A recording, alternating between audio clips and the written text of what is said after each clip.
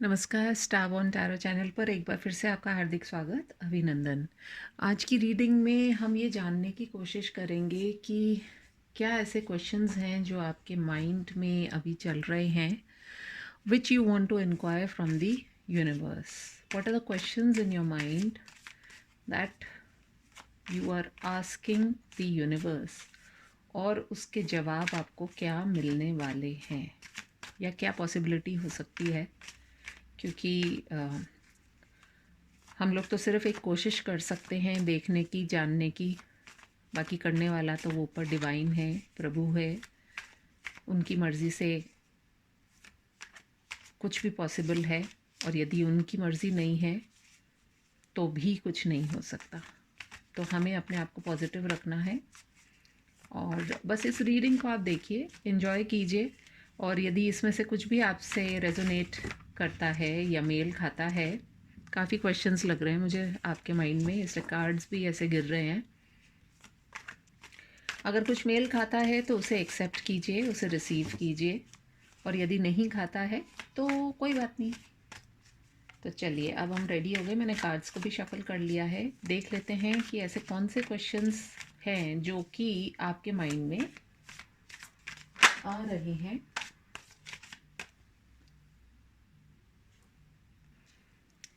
So my dear angels, guides and spirits, divine, please guide कीजिए मुझे कि ऐसी कौन सी बातें हैं या कौन से क्वेश्चंस हैं जो मेरे व्यूअर्स के मन में है, जो वो जानना चाहते हैं from the universe.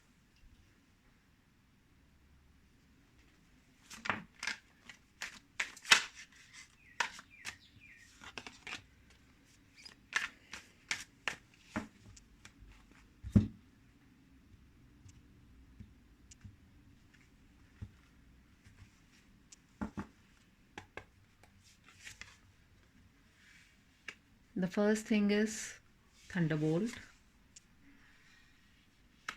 healing,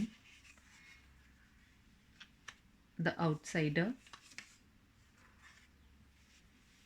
maturity, ripeness, change, consciousness, compromise. So there are a lot of things which I can see. Below the deck energy निकल करके आई है rebirth. ओके, ऐसे कौन से क्वेश्चंस हैं जो मेरे व्यूअर्स के मन में चल रहे हैं। देखिए, अलग अलग सिनेरियोज हैं, और मैं सिर्फ इतना सा चाहूँगी मेरे साथ में आप बने रहें। और जो क्वेश्चंस आपको लगता है मैं अपनी तरफ से बोल रही हूँ, वो बेसिकली आपकी आवाज़ है जो मैं शेयर करना चाह रही हूँ, और उसके कुछ आंसर्स भी हैं जो आपको मिलने वाले हैं। सबसे पहले मुझे जो चीज़ दिखाई दे रही है, मुझे इस वक्त ऐसा लग रहा है कि आप लोगों में से काफ़ी लोग अभी इस समय इस एनर्जी में हैं कि जैसे होता है ना कि कुछ विस्फोट हो जाता है, उसके बाद क्या होता है। तो आप लोगों में से कुछ लोगों के साथ में इधर आपके personal, professional, mental, emotional, physical, ये सारे एरियाज़ जो हैं उनमें कहीं ना कहीं एक ऐसा धमाका हुआ है। कुछ लोगों के लिए धमाका तो in the form of breakup हुआ है, कुछ लोगों के लिए उनकी जॉब चली गई है, कुछ लोगों के लिए उनकी हेल्थ में एक बहुत मेजर शिफ्ट आया है। आप में से कुछ लोग हो सकते हैं कि ये सारी चीज़ें आप लोगों ने इन्हीं इसी मंथ के इन 16 दिनों में ऑब्ज़र्व की हो। ऐसे कई लोग हो सकते हैं, एंड आप इस बात को लेकर के बहुत ज़्यादा डिस्टर्ब्ड हैं। क्योंकि हम अगर थंडरबोल्ट की जो ये इमेज है, अगर हम इसको देखें तो इसमें जैसे होता है ना कि किसी में कोई चीज़ जल रही है, और ये मान करके चलिए कि जो जलन होती है, एक तो हम किसी और से जलते हैं या ईर्ष्या करते हैं, उस तरह की जलन की बात नहीं कर रही हूँ मैं।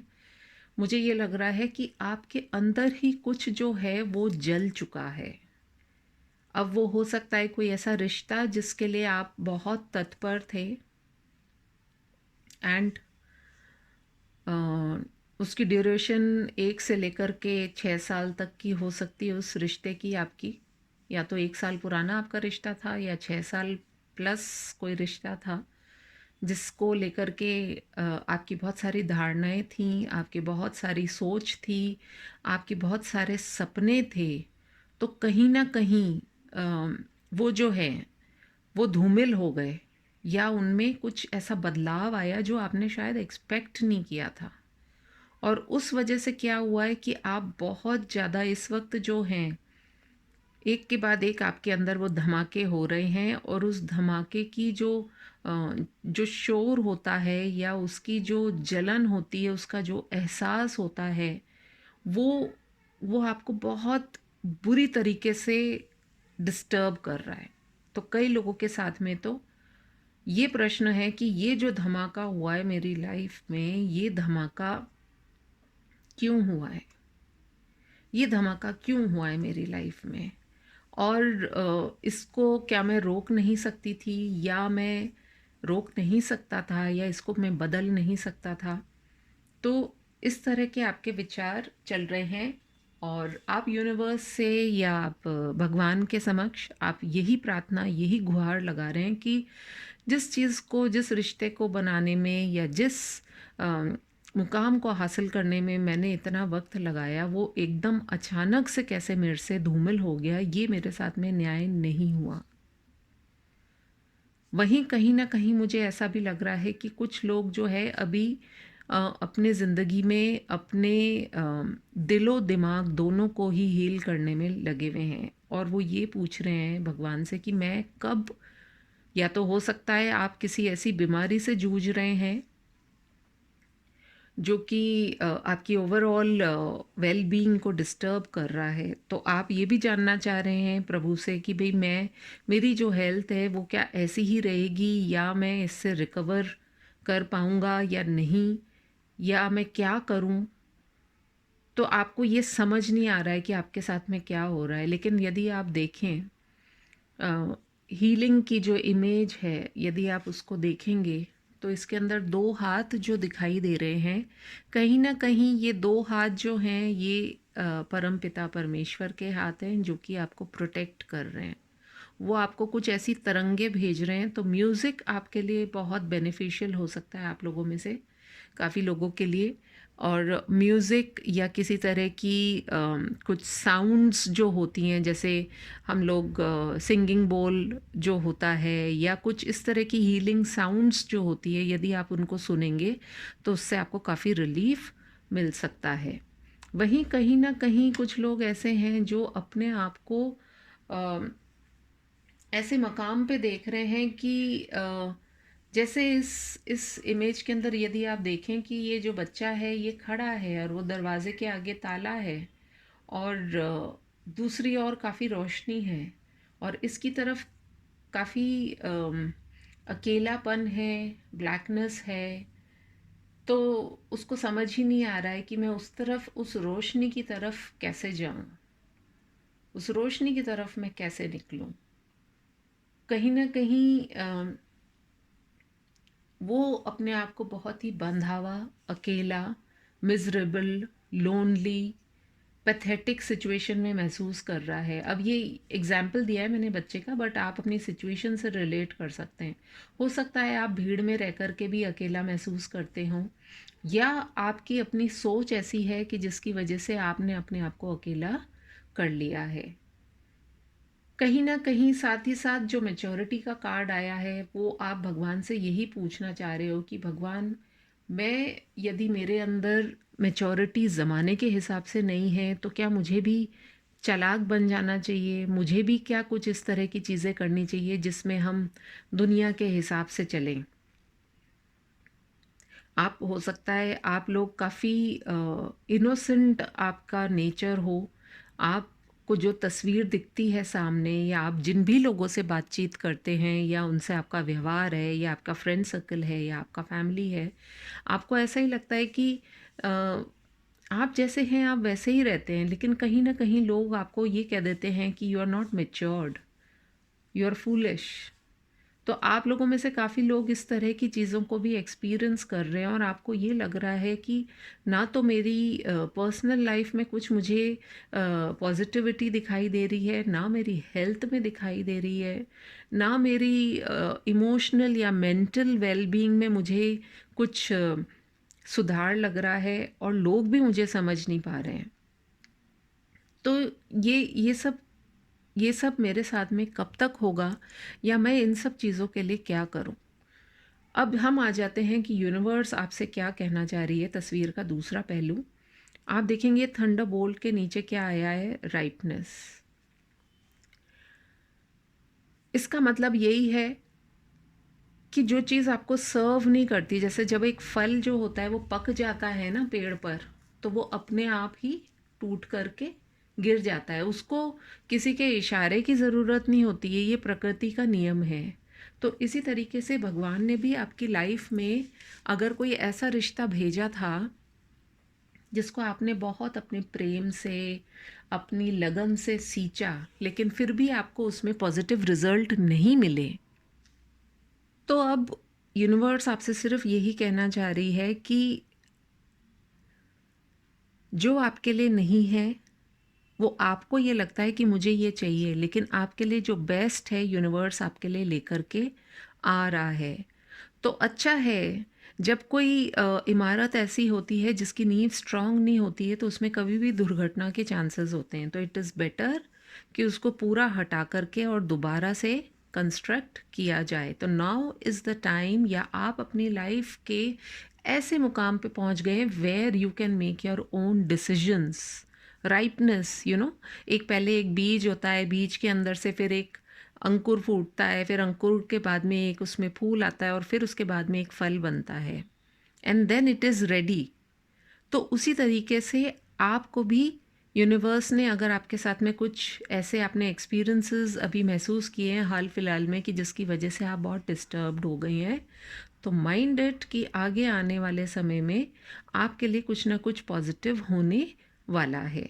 साथ ही साथ यदि हमारे पास, हम हीलिंग की बात कर रहे थे अपने की, आप में से काफ़ी लोग अपने कुछ हेल्थ इश्यूज़ या वेल्थ इश्यूज़ फेस कर रहे हैं, तो there is a change in the wind. Number 10 भी यहाँ पर आया है, तो कुछ एक बदलाव जो है वो आपके जीवन में आने वाला है। और यदि हम गौर से इन कार्ड्स को देखें तो कहीं ना कहीं ये भी हमारे चक्रास की बात करता है, हमारी इमोशनल वेलबींग की बात करता है, क्योंकि जब हम अंदर से ठीक होते हैं तभी हम बाहर वालों के साथ में भी एक पॉजिटिव माइंडसेट के साथ में बात कर सकते हैं। So now is the time for you to look forward to a positive change in your life। Outsider की यदि हम बात करें, तो वो जो बच्चा है अपने आप को काफ़ी डिप्राइव्ड महसूस कर रहा था कि मैं क्यों नहीं उन खुशियों को हासिल कर सकता हूँ। तो यूनिवर्स आपसे ये कह रहा है कि खुशी और गम दोनों एक ही सिक्के के पहलू हैं। डिपेंड करता है आपने किस साइड को आप ज़्यादा ऑब्ज़र्व कर रहे हैं।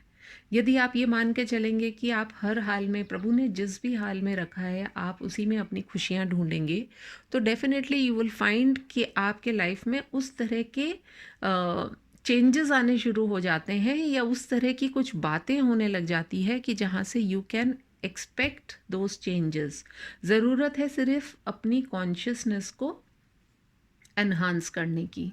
तो यानी कि आप सोच की अगर आप बात देखें, तो यदि ये बच्चा सोच रहा है कि ये गेट के बाहर नहीं जा सकता, लेकिन यदि ध्यान से देखा जाए ना, तो इतना डिफ़िकल्ट और टिपिकल भी नहीं है कि वो नहीं जा सकता, लेकिन उसने क्या सोच लिया है कि मैं नहीं जा पाऊँगा। इसीलिए, क्योंकि जो ताला है वो उसी की तरफ है, दूसरी तरफ नहीं है ताला, तो वो उस ताले को खोल भी सकता है, लेकिन उसे ऐसा लग रहा है कि शायद वो नहीं खोल पाएगा। और यदि हम ध्यान से देखें इस तस्वीर को, तो इसके अंदर जो ताला है ना वो लगा हुआ भी नहीं है, सिर्फ अटकाया हुआ है। तो he just needs to open this और वो सारी की सारी बेड़ियाँ खुल जाएंगी। लेकिन क्या इस्तेमाल करना है हमें? सिर्फ अपनी कॉन्शियस को।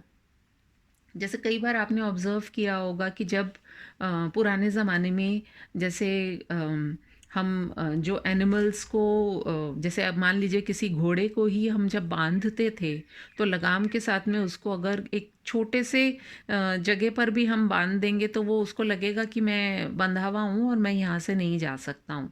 जबकि घोड़े के अंदर कितनी ताकत होती है, वो तो उसकी शारीरिक शक्ति की हम बात कर रहे हैं। लेकिन बात यहाँ पर समझने की ये है कि your mind is the strongest element. आप अपने माइंड को जितना स्ट्रांग रखेंगे, किसी भी तरह की मुश्किलों को आप पार कर सकते हैं। हो सकता है आपके जीवन में जो भी आप प्रॉब्लम्स फेस कर रहे हैं, आप लेफ्ट आउट फील कर रहे हैं, आप अलोन फील कर रहे हैं, but it could be only your thinking. ऐसा आप सिर्फ सोच रहे हो, आप अकेले नहीं हो, लेकिन आपने क्योंकि शायद अपने जीवन में कुछ ऐसे अनुभव देख लिए हैं कि जिसकी वजह से आप बहुत हताश और निराश हो गए हैं। तो ज़रूरत है सिर्फ अपनी कॉन्शियसनेस को जगाने की, यानी कि आपके थर्ड आई को जगाने की। साथ ही हम मैच्योरिटी की बात कर रहे हैं कि ज़माने में हम किस तरीके से रहें, हम उस तरीके के नहीं हैं या क्या है। तो द बेस्ट थिंग इज़ कि sometimes you have to compromise. Compromise क्या? थोड़ी सी स्मार्टनेस तो रखनी पड़ेगी आपको, और वो स्मार्टनेस मान के चलिएगा कि वो स्मार्टनेस आ भी जाती है। क्योंकि एक टाइम ऐसा था, मैं पर्सनली भी खुद महसूस करती थी कि I am very different from the people around me, और मुझे लोग समझ नहीं पाते हैं। एंड दो ही तरीके हैं, या तो आप ये कर लीजिए कि भाई मैं जिस तरीके से हूँ मैं उसी तरीके से चलना चाहूँगी, उससे भी कोई फ़र्क नहीं पड़ता है, because yes people don't understand. And कई बार क्या होता है, आप कॉम्प्रोमाइज़ कर लेते हो कि अच्छा हम भी इनके जैसे बन जाते हैं। बट जो भी आप करोगे, there will be a rebirth that is taking place in your life. यानी कि आपके जीवन में आप एक अलग शक्ति के साथ में जो है अब आप निकल करके आने वाले हैं। कैन यू सी, यहाँ पे ये जो कैमल है इसमें कितनी डार्कनेस है।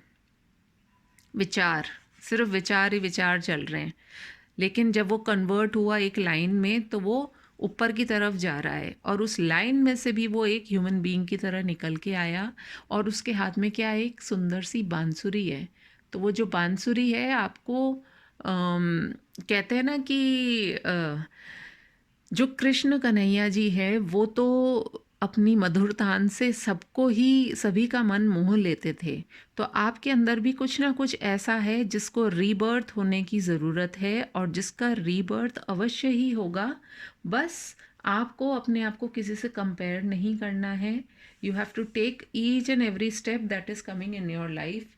मुझे ऐसा लग रहा है कि आप लोगों में से ये जो जितनी भी प्रॉब्लम्स आप लोग फेस कर रहे थे, may be it could be from June month, इस साल से जो ये आपने इस तरह की चीज़ें फेस करी हैं, आप लोगों के लिए जून मंथ से ये हुई हैं। साथ ही साथ मई या जून and even September and October, मई जून सितंबर अक्टूबर, ये आप लोगों के लिए बहुत क्रूशल मंथ्स रहे हैं जिसके अंदर आपने इस तरह की चीज़ों का अनुभव किया है। नेवरदलेस देखते हैं कि हमारे टैरो से भी क्या कार्ड्स निकल कर के आ रहे हैं।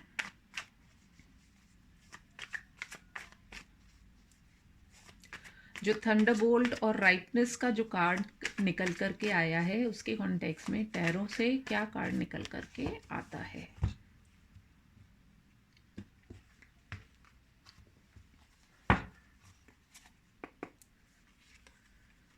We have, yes, we have the 5 of Pentacles.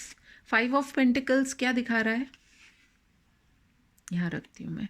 5 of pentacles क्या दिखा रहा है कि आपको ये फीलिंग आई है कि somebody has left you in the cold, किसी ने आपके साथ में धोखा किया है, कोई आपको इस जगह पर छोड़ कर के गया है, इस ऐसे समय पर छोड़ कर के गया है कि जब आपको उस व्यक्ति की बहुत ज़रूरत थी, या आपने उस व्यक्ति से कभी ऐसी चीज़ एक्सपेक्ट नहीं करी थी जो उस व्यक्ति ने आपके साथ में की। It could be a person, it could be a place, it could be a job, it could be all the above things जो हमने पहले डिस्कस करी। हो सकता है आपने अपनी तरफ से बहुत एफर्ट लगाया है, बट कहीं ना कहीं, मतलब आप देख रहे हैं ये दो व्यक्ति हैं और दोनों ही बहुत बुरी हालत में हैं। हो सकता है आपने बहुत तपस्या की हो, आपने अगर ये रिलेशनशिप की हम बात करें तो आपने अपनी तरफ से बहुत एफ़र्ट दिया हो और वो एफ़र्ट देने में आपके भी कपड़े फट गए, लेकिन आपको बहुत नेगेटिविटी का अनुभव हुआ, आपको बहुत धोखा हुआ, आपको बहुत दर्द हुआ, आपको बहुत तकलीफ़ हुआ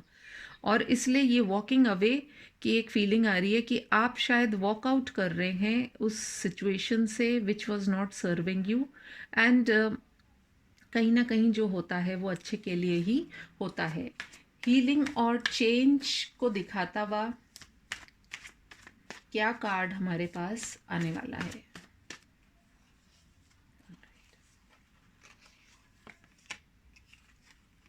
yes, we have the 9 of wands, क्योंकि यहाँ पर भी ये व्यक्ति जो है ये बहुत घायल अवस्था में खड़ा है और उसके सिर पे भी पट्टी बंधी हुई है, वो बहुत परेशान भी है और कहीं ना कहीं उसे यही उम्मीद है कि अब जो होगा देखा जाएगा, क्योंकि 9 के बाद में फिर 10 होता है and 10 of wands is like the excessive जो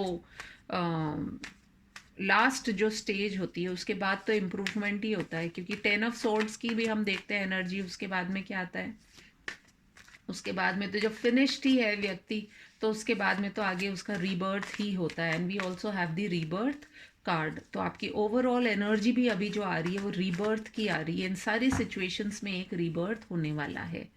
आउटसाइडर और कॉन्शियसनेस को दिखाता हुआ कोई message? Yes, we have the 4 of wands. So can you see, यहाँ पर भी हम अगर देखें तो हमें 11-11 का एक साइन भी मिल रहा है। Maybe some of you are on a spiritual journey and इस तरफ तो हमें कुछ नहीं पता चल रहा है, लेकिन उस तरफ we have people waving at you जो कि आपको इनवाइट करना चाह रहे हैं। ज़रूरत है सिर्फ इस दरवाजे में से घुस करके उस पार जाने की।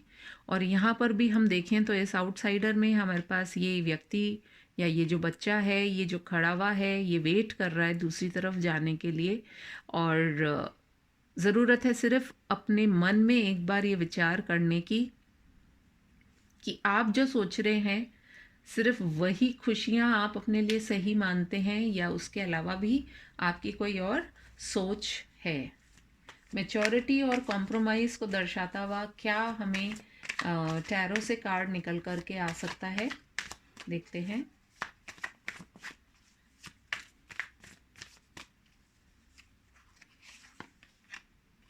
We have the Queen of Cups. What a beautiful card to get.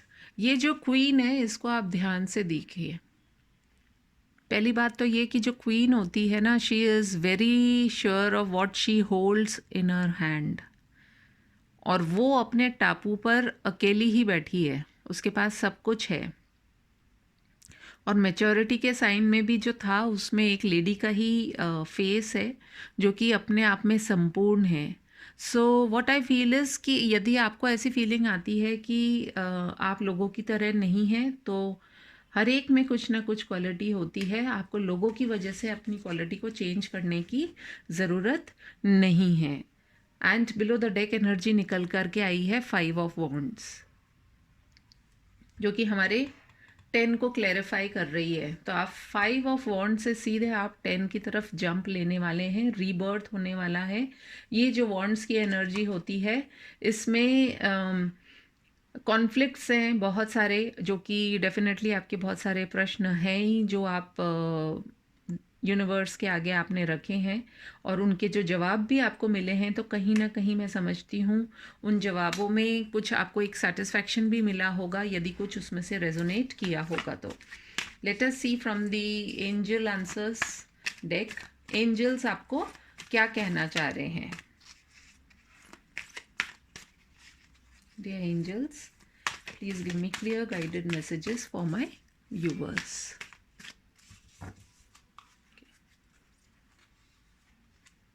We have it's up to you, यानी कि जो कुछ भी करना है वो किसको करना है, वो आपको ही करना है और आप सक्षम हैं and you are protected by the angels. Improving health, देखिए हेल्थ के बारे में हमने इतनी बात की थी और डेफिनेटली आपको एक ये साइन मिला है इवन फ्रॉम द एंजल्स कि डेफिनेटली आपकी जो हेल्थ है वो इम्प्रूव होने वाली है। कहीं ना कहीं आपको जो है आपके ऊपर एंजल्स की, आपके स्पिरिट गाइड्स की बहुत बड़ी कृपा है, and you will come out of whatever emotional ill health या आपके फिजिकल इल हेल्थ यदि आप कोई फेस कर रहे हैं तो उसमें डेफिनेटली कुछ ना कुछ इम्प्रूवमेंट नज़र आएगा। And then we have unlikely. Unlikely का कार्ड सिर्फ यही कह रहा है कि आपकी सोच पर निर्भर करता है कि आप पॉजिटिविटी की तरफ ज़्यादा देखना चाहते हो या नेगेटिविटी की तरफ।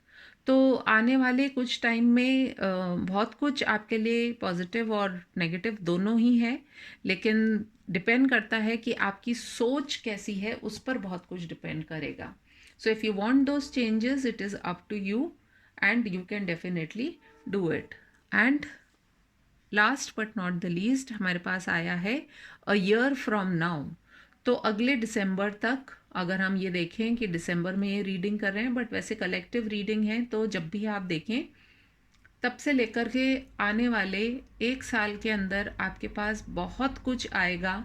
You will have all the possibilities, you will have people around you who will love you, who will understand what you are saying, and आपको हताश या निराश होने की बिल्कुल भी आवश्यकता नहीं है। सो आई गेस ये इस तरह की रीडिंग में यदि आप चाहते हैं कि और डिटेल में अपने बारे में कुछ आप जानना चाह रहे हैं तो you can also contact me personally for a paid reading, and you can send me a message on my email and connect with me. और यदि मेरी इस रीडिंग से आपको कुछ भी पॉजिटिविटी लगी हो, कुछ भी आपके सवालों के जवाब मिले हों, so please do let me know, please do like, comment, share and subscribe to my channel, give me a thumbs up। मैं आपसे फिर मिलूंगी अपनी एक और रीडिंग में, तब तक के लिए टेक केयर, बाय बाय।